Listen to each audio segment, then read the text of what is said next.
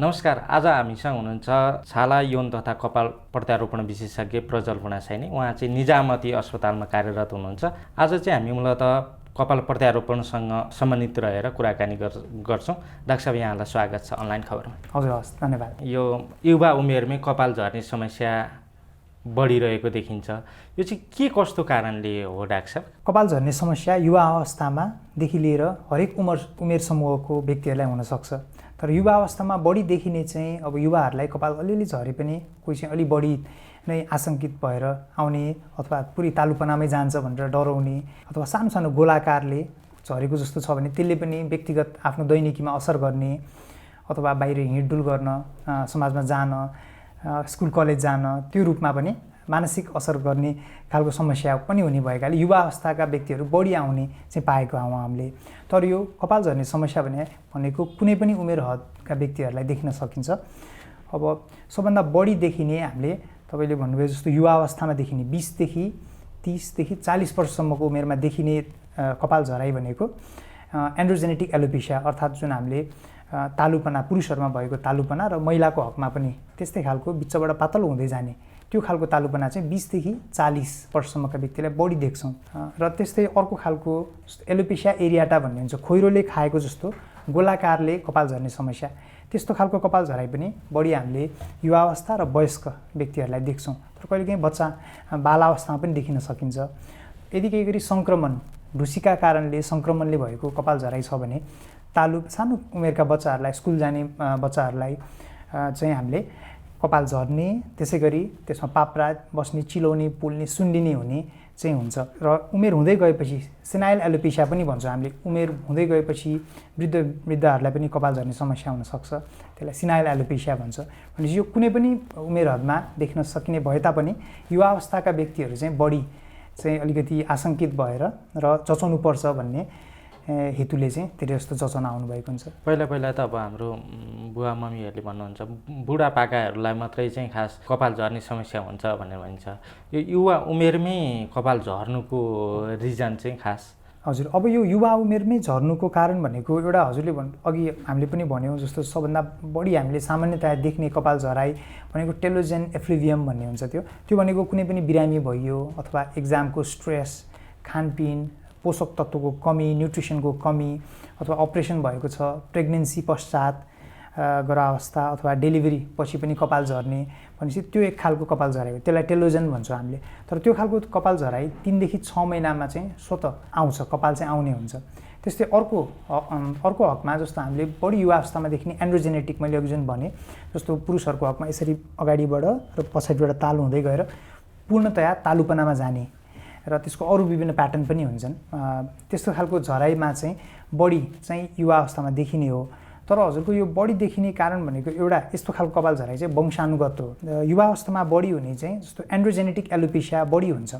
त्यसमा चाहिँ हजुरको वंशानुगत कारणले एउटा हर्मोन चाहिँ त्यसलाई म्युटेसन भन्छौँ, त्यसले एक्टिभ हर्मोन अथवा त्यो जुन एक्टिभ हर्मोनले चाहिँ अगाडिदेखि बिच र पछाडिको भागमा चाहिँ एक्ट गर्छ। त्यो हर्मोनले कपाललाई हाम्रो मसिनो पार्दै गएर तालुपनामा लाने हुन्छ। त्यो वंशानुगत हुने भएकाले कतिकोलाई चाहिँ 20 वर्ष अगाडि पनि देखिन्छ। तर सामान्यतया हजुरको त्यस्तै झर्ने कपालहरू चाहिँ 10 वर्षमा 1 ग्रेड जस्तो 7 वटा ग्रेड हुन्छ त्यसको भने 10 वर्षमा 1 ग्रेडले बढ्ने हुन्छ। तर वंशानुगत जिनको इफेक्ट अथवा त्यसमा हर्मोनको इफेक्टले चाहिँ अलि छिटो तालुपनामा जाने पनि, कहिलेकाहीँ 20-25 वर्ष उमेर समूहका व्यक्ति पनि तालुपनामै जाने चाहिँ त्यो चाहिँ हुनसक्छ। कुनै बिरामी लगातार भइरहँदा पनि कपाल झर्ने समस्या हुनसक्छ, तर त्यो पछाडि 3 महिनापछि फेरि पुनः पलाएर आउँछ भन्नुभयो। कुनै यो कपाल झर्नुलाई चाहिँ हाम्रो समाज गाउँघरमा चाहिँ रोगको सङ्केतको रूपमा पनि हेरिन्छ, त्यो पनि हुनसक्छ डाक्टर साहब? हाम्रो कपाल अथवा छाला भनेको चाहिँ हाम्रो यो शारीरिक समस्याहरूको कहिलेकाहीँ चाहिँ त्यसले प्रतिबिम्बित गरिरहेको पनि हुनसक्छ। जस्तो कुनै रोग छ भने थाइरोइडका बिरामीहरूको पनि कपाल झर्न सक्ने हुन्छ भने, अघि मैले भने जस्तो गर्भावस्थाका व्यक्तिहरू अथवा स्तनपान गरेर राखेको व्यक्तिहरूलाई अपरेसन केही गर्नु पर्यो, सर्जरी शरीरमा केही भएको छ भने त्यस्ता व्यक्तिहरूलाई पनि शरीरमा कुनै पनि किसिमको शारीरिक अथवा मानसिक आघात अथवा चोट केही छ भने त्यो चाहिँ हाम्रो कपाल झराइका रूपमा प्रतिबिम्बित हुन्छ। र लगभग त्यसरी कपाल झर्ने चाहिँ त्यस्तो चेन्जेसहरू शरीरमा आएको परिवर्तनको चाहिँ भएको 2 देखि 3 महिनापछि, जस्तो अस्ति हामीले डेङ्गुको समयमा बढी डेङ्गुका बिरामीहरू भएको व्यक्तिहरूमा कपाल झरेको पायौँ। त्यसै कोभिडको टाइममा पनि थियो र इक्जाम दिने व्यक्तिहरू अलि स्ट्रेस बढी लिए तनावको कारणले त्यसले पनि कपाल झार्छ। तर त्यस्तो खालको कपाल झराइ भनेको हजुरको कपालको 3टा फेज हुन्छ, एउटा बढ्ने, एउटा स्थिर रहने फेज हुन्छ र एउटा चाहिँ घट्ने रिग्रेसन फेज भन्छौँ हामीले। र यस्तो कुनै पनि शरीरमा चेन्जेसहरू परिवर्तन आयो भने चाहिँ कपालहरू सबै स्थिर रहने फेजमा अथवा टेलोजन फेजमा जान्छ र त्यो फेजका कपालहरू चाहिँ झर्ने र पातलो हुने हुन्छन्। तर त्यो फेरि पुनश्च एनाजेन अर्थात् ग्रो हुने कपाल बढ्ने फेजमा गएपछि त्यस्ता कपालहरू पुनश्च आउने चाहिँ हुन्छन् र बढ्छन् पनि। त्यही भएर यस्तो खालको अघि मैले भर्खर उल्लेखित गरेँ जस्तो कपाल झराइ छ भने 3 देखि 6 महिनामा कपालको त्यो जुन साइकल हुन्छ त्यो अनुसार चाहिँ कपाल बढ्ने नै हुन्छ। बजारमा चाहिँ यो कपाल झरिसके पछाडि यो उमार्ने विधि भनेर चाहिँ औषधि तेलहरूको चाहिँ विभिन्न विज्ञापन भइरहेको हुन्छ कि धेरै मान्छेहरूले नि प्रयोग गरिरहनु भएको हुन्छ। आयुर्वेदिक तेलहरू जडीबुटीयुक्त भनेर चाहिँ विज्ञापन गरिराख्नु भएको हुन्छ होइन, त्यो देखिरहन्छ। कति प्रभावकारी हुन्छ त्यो कपाल उम्रिन्छ त्यस्ता तेलहरूले? अब यस्ता तेलहरूको हकमा चाहिँ अब तेलको हाम्रो नेपालमा अथवा संसारका धेरै देशहरूमा चाहिँ विकसित देशहरूमा तेलहरूलाई त्यति धेरै अब प्रयोग त गरिन्छ, तर वैज्ञानिक अनुसन्धान र यसको जुन हाम्रो जस्तो यो चिकित्सा शास्त्र भनेको चाहिँ वैज्ञानिक अनुसन्धानहरूमा बेस मानेर हामीले प्र्याक्टिस गर्ने हो।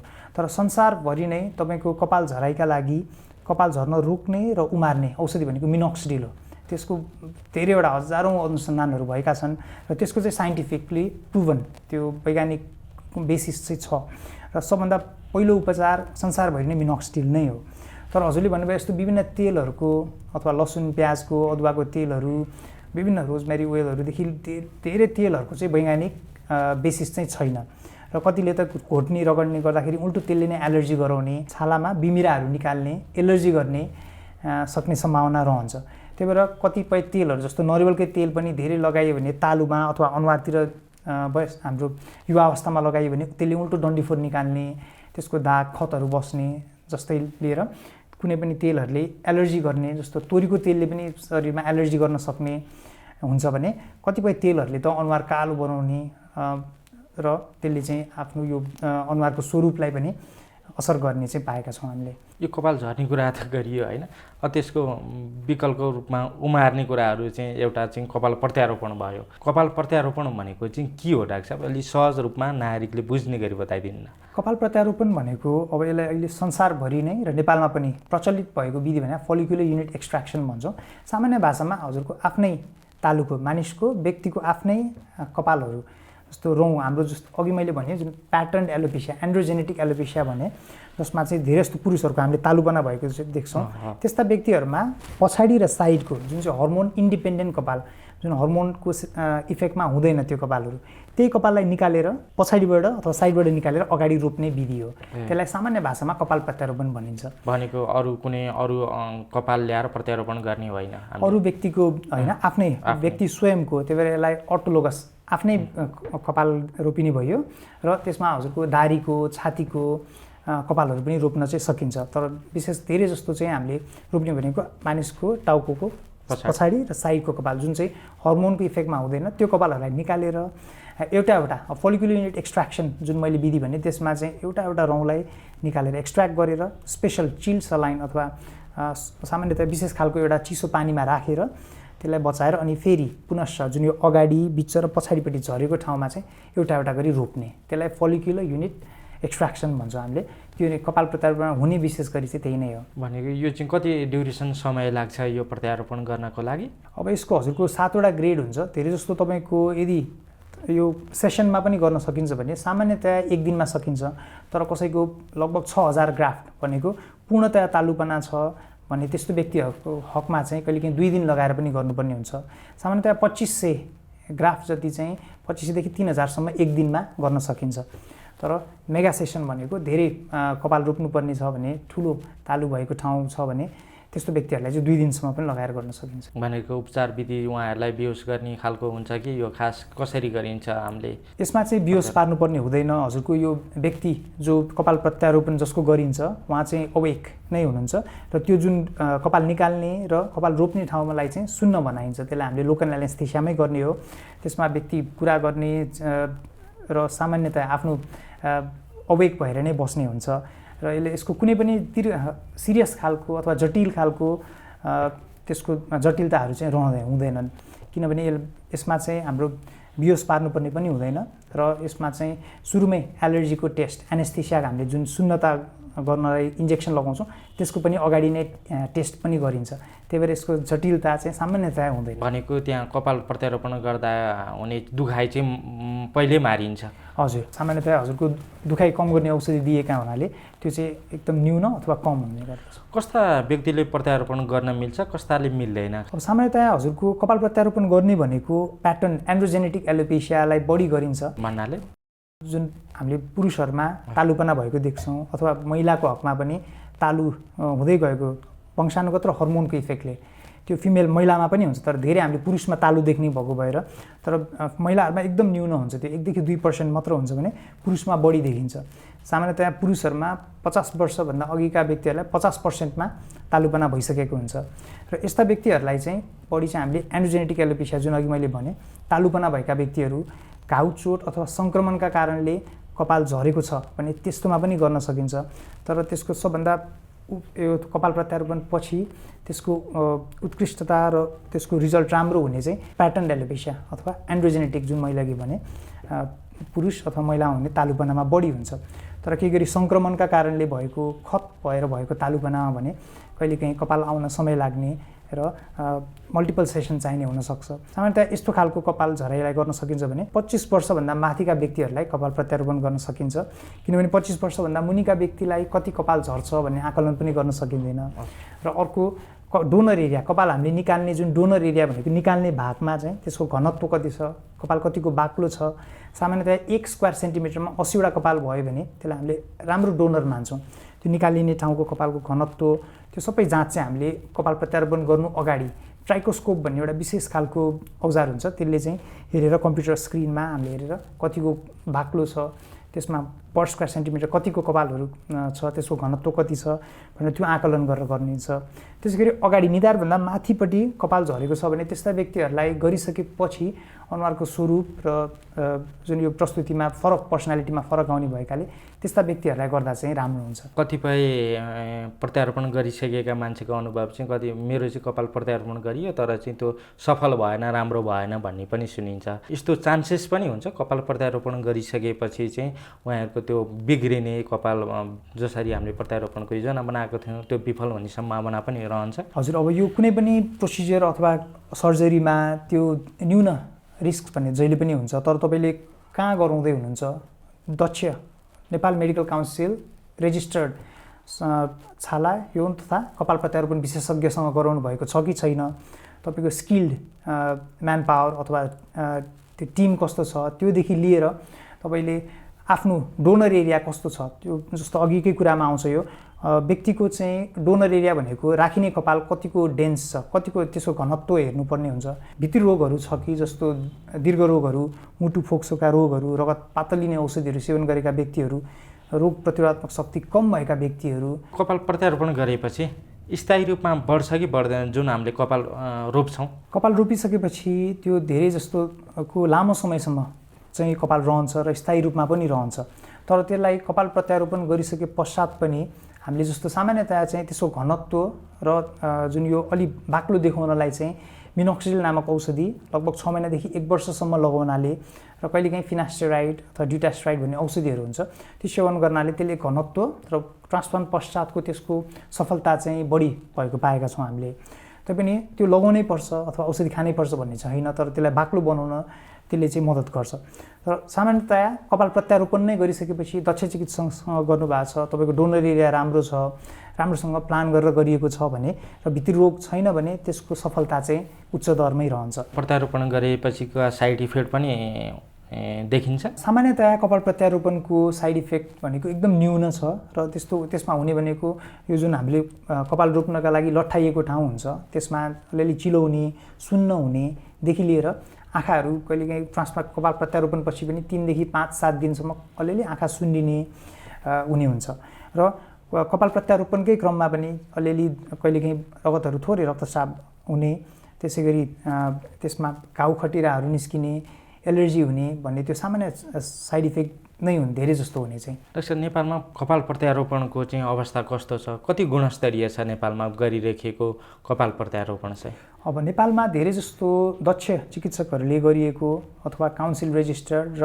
दक्ष व्यक्तिहरूले गरेको कपाल प्रत्यारोपणको त्यसको सफलता पनि राम्रो छ भने, तर कहिलेकाहीँ नेपालमा एउटा के छ भने यो मोनिटरिङ नभएको ठाउँहरूमा लाइसेन्स चिकित्सकहरू नभइकन पनि यतिकै टेक्निसियनहरूले मात्र पनि गरेको कपाल प्रत्यारोपणहरू गरेर जटिलताहरू आएको, कपाल राम्रोसँग नआएको, त्यो चाहिँ हामी कहाँ पनि कहिलेकाहीँ गुनासोहरू सुन्छौँ हामीले।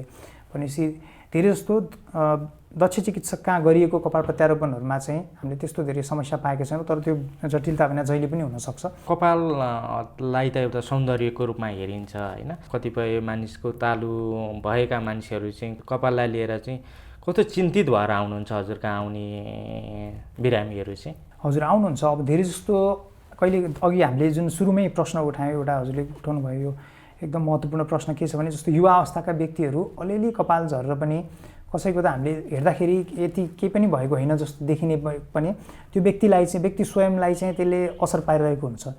र कसैको चाहिँ कहिलेकाहीँ एउटा यो हामीले साइकोडर्मेटोलोजिकल भन्छौँ, थोरै कपाल झरे पनि त्यही बारेमा सोचिराख्ने अथवा त्यसले चिन्ता बनाउने, एन्जाइटी डिप्रेसनहरू गराउने अथवा आफ्नो काममा ध्यान दिन नसक्ने, पढाइमा असर गर्ने, काममा असर गर्ने, त्यो चाहिँ हुनसक्छ।